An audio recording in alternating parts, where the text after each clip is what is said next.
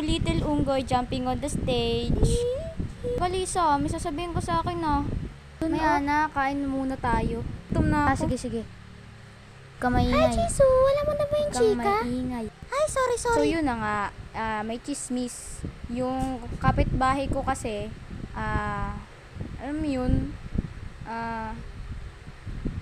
bakit ba ako nandito?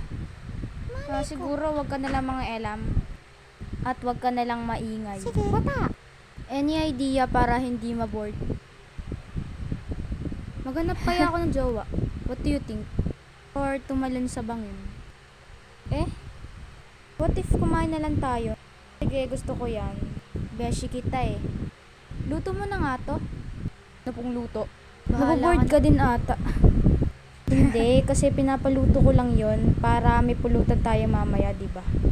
Buka dyan.